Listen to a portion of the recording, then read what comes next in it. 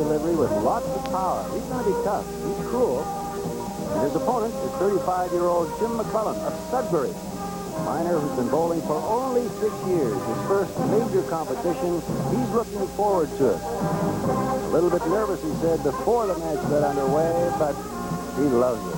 So that's our match. Jim MacLellan of Sudbury against Pacquinko, the champion of British Columbia. And it's Jim MacLellan all set to go. They shake hands, and they have been actually on the buddy-buddy system here. They've been getting along very, very well. Of course, bowlers, generally speaking, have a camaraderie that's a little unusual, isn't it? They're kibitzers. You generally know your competitors pretty well. The fellows have been together for 2 days now, and Jimmy starts off pushing the ball out to the right a little bit. He's a 5'11", 197. Big, strong, and just missed it out. Is that a backup he's throwing there? No, he's throwing a ball that's almost straight. Almost straight? As straight as you can throw a ball. No ball rolls really straight. On this side, it looks like it's turning back, but you got it this time? No. They're on the head. Well, he picks up 10. Count. 10 in the first. Nice fella who went against a total of about 37 in his area in Sudbury before he qualified out of there, and he just loved it. Well, it's Sudbury and the Northern Ontario area is littered with solid, top-notch competitors. Yes. So you've got to have something special to surface in that grouping. Pat Pinko is sport, really, is picking up his sticks, his spares, and he's certainly not afraid to look at those situations. So he throws strikes very well, but he's certainly not reluctant to look at picking all of the sticks that are on the left. I like his delivery. I like the way he works it. He's compact. Yeah. He's quite quick, but excellent lift on the ball. Good follow through. Very calm as he looks down the alley there. And just missed that sweep in. Got the 2 and has the early lead here with 12 to 10. But a long way to go. And you mentioned about his delivery. You said that it was a little short. And here it is. Yeah, it's compact, but excellent follow through. Good extension right through the target. And he's on the right lane now and worked on the left side and missing that slot. Players have had a trouble in the early going really finding that groove. It's important. And you mentioned that either side is a groove. You don't always have to have it the same side. Well, some of these bowlers are pocket shooters, but there's the half. He's got it rolling now. Attaboy. Something for Jimmy McClellan to give a little thought to here. Jim was born in New Waterford, Nova Scotia. Now lives in Sudbury, of course. And he's 35 years old. And we pointed out earlier that he's only been bowling 6 years, so he's come a long way, really, to get in this class competition in that short a time. Oh, very much so. He certainly throws a nice, smooth ball. And I think in Jim's case, it will be just a matter of experience before we're seeing him on a very regular basis. You know, he coaches, too. That's that, unfortunately, but he coaches the Pee-wees in his area, the YBC Pee-wees. Yeah, so he's getting involved. He works with the Youth Bowling Council program at Notre Dame Bowl in Sudbury, and could use this. All right. So he cleans it up. Gives him a total of 25 after 2, and he'll go to the other side and continue as we have this stagger system where they bowl 1 and then 2 on 2 legs. Needs a fill here. Needs a strike or a spare to get him rolling. You got it here? Oh. It was a very tough hit. Yeah. Looked like that ball. Side pin flew to the front of the corner and then back off. The 3-pin skirts the corner on that particular shot. Yeah. So you see what happened to that pin on the left side. If it actually flies by that corner pin on the left, there's 1, 2. Yes, it does. Goes right by the front of it, then out the back. So that's a bad break. He got it this time. Oh, he ball kicked back off. And it's coming the other way. It's on a one-way street coming towards it. How often does that happen? That's a very unusual situation. I don't know what happened there. It just hit the back pad and shot straight out. So Flip side again. No, I get. Now that's one way to clear the channel, as you're calling Clear it. that. Now. That's Clear the right. channel. That's just a... All right. He will not be credited with that shot. Doesn't count. It comes off the back pass. He gets it there. But he now has a total of 40 as he gets 15 in his third. So he jumps one end ahead of Pacquinko, who comes in there with, well, he's working on a spare. He has 12 in the first, works on a spare in the second. And again, the idea here, because on a spare you get everything count on the first ball, you want to get him in bunches there. Very much so. He's got to be on the hedge there. Yeah. He has always got the right corner. Little thin there, and they slid by on him.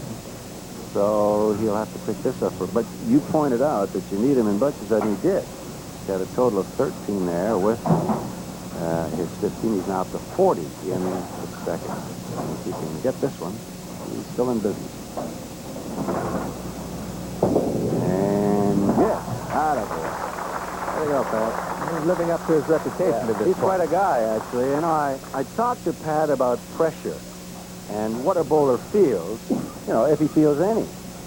Well, I think the pressure of it is just trying to bowl well and keep your game on the middle, pick up your stuff, and that's really about it.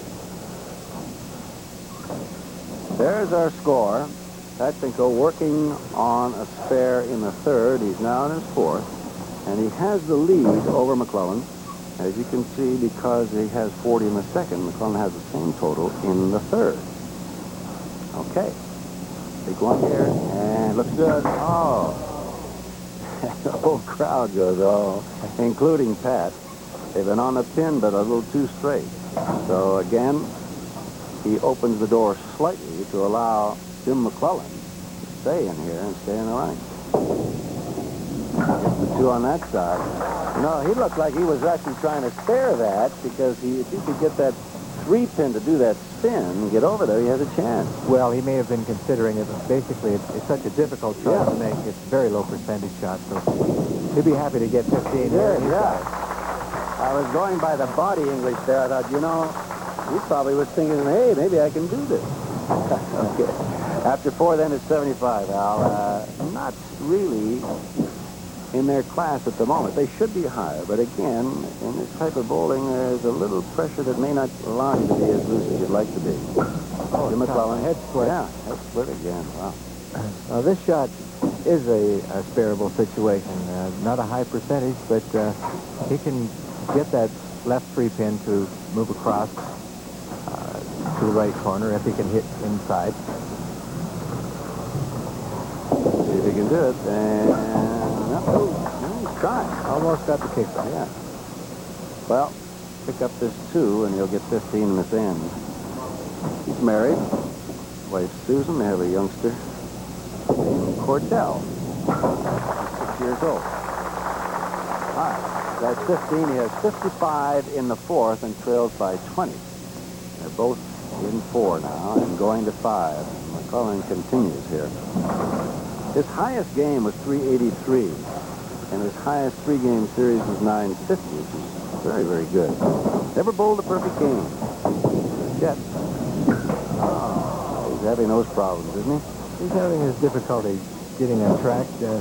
He's placing the ball a little bit. There isn't good rotation on the ball, and Al, when you talk about rotation for all our viewers, what are you specifically calling? well, the ball really doesn't roll end over end, or at least you wouldn't want it to. You'd like it to bite into the rubber band and kick to the side. This is delivery. Is it something in his actual grip? You notice his follow through here, and he cut it off quite severely, which takes quite a bit of stuff off the ball. Ah, right. Okay. Thanks for the tip, Al. And I'm sure that he will recognize that sooner or later and correct that. Bowlers are always working on that technique, aren't they? So he leaves the 2 3-pins there and goes to 64. And again, he's allowed Pacquinko to jump up there and take the lead. He didn't count as many as he wanted, of course. He's only 64 at 5. It's not up to his caliber. He's a much better bowler than that. He's averaging 237. And, oh, yeah. Pacquinko, there's the big down the middle there.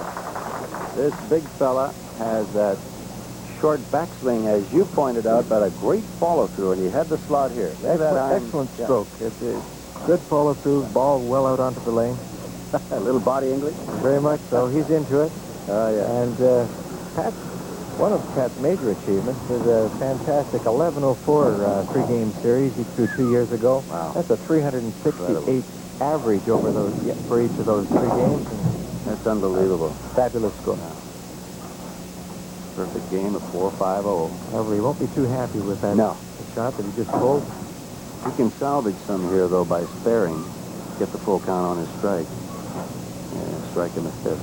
And, yeah. Oh, he's got the stick. That's good. All right. So that gives him a total of 105 in the 5th and a spare in 6. Jim MacLellan all set to go now as he tries to catch up. He is coming up to his 6th with just 64. From here on in out, he really must count. Well, he's starting to go. Just about running out of frames. Important to him, and yes, there it is. A little heavy, but he got the break there, and they all went down. And fans here giving him a good hand. They know he's been heading it, having some problems, but he's all right. A little relief there.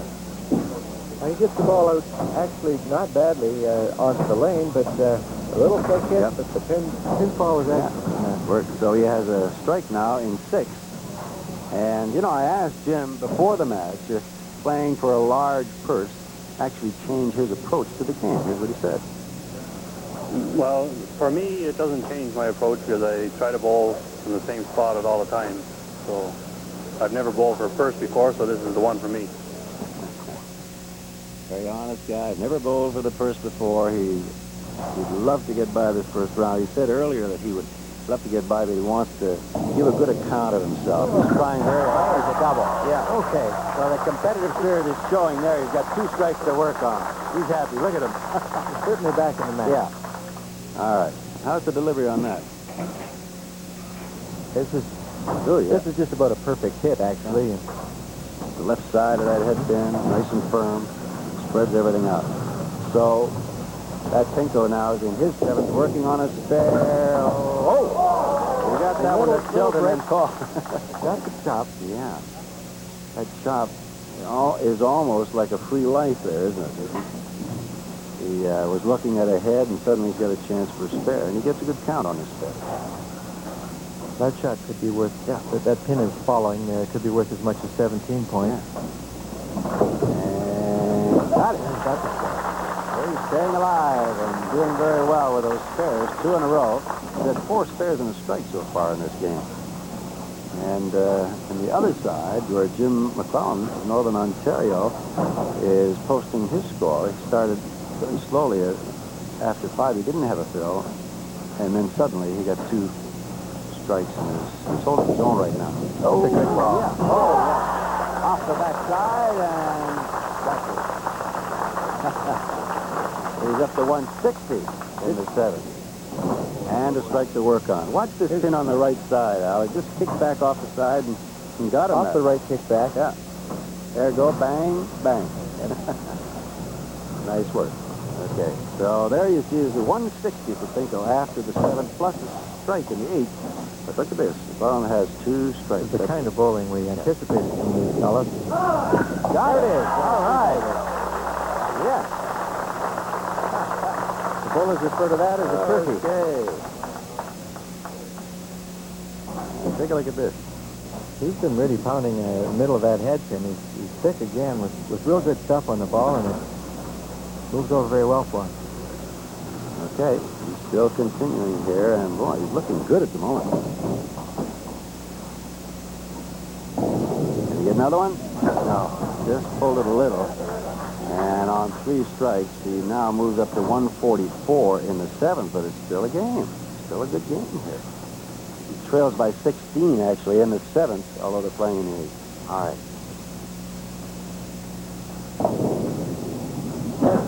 Oh, he left the corner. Yeah, that's right there. That takes away his spare chance. And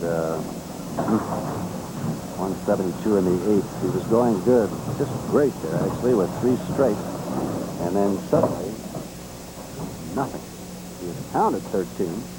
And as he clears the channel here, he just wants these 2 more to add to his score. You know, that really could have been the devastating end for him, depending on what Pacquinko does. Well, it He got one certainly more. did hurt him. Yeah. He had to have a mark pretty much in there to keep the pressure. All right. That's McClellan after 9. You know, if a bowler in this competition runs the perfect score of 450, he will win this beautiful television set.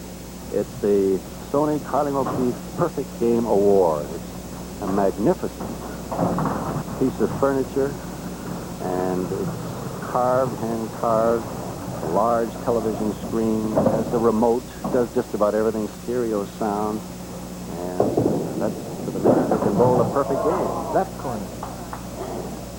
Pacquinko in the 9th left that corner pin on a strike, and he can spare here. I don't see what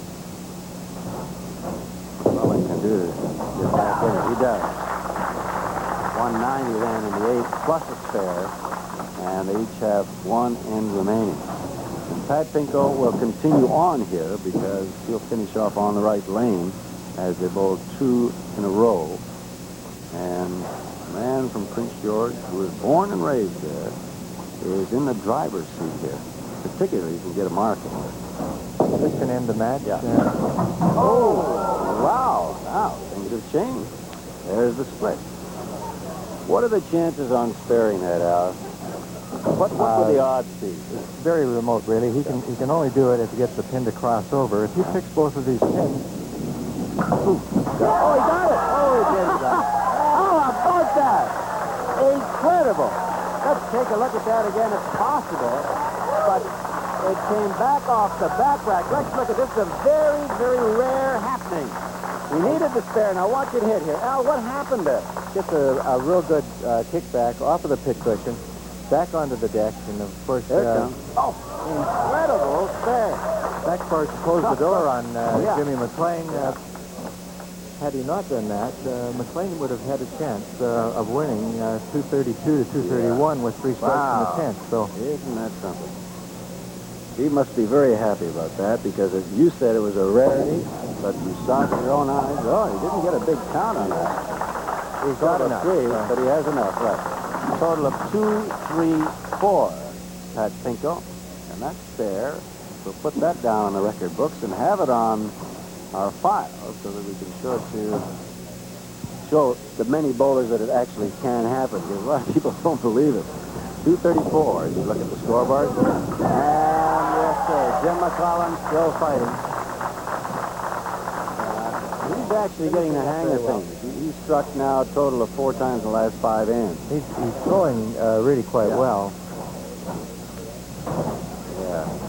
Get over there. All right. The scores really haven't indicated how these two fellows are bowling this game, but it's been very close and very exciting. Certainly has. I'm just wondering, you know, how he feels about his game, because he said he wanted to give a good account of himself, and I think he has, because he started very slowly, and yet look how well he came back there with 4 out of 5 in the last end. Very much so. Yeah. Counted 5, and now see what he can pick up here on that strike. Another 5. Gives him 25 to add. He's over the 200 mark at 212. And so, we look at that scoreboard, a fairly close game. The last 2 or 3 ends there made the difference, and certainly that spare by Pacquinko did.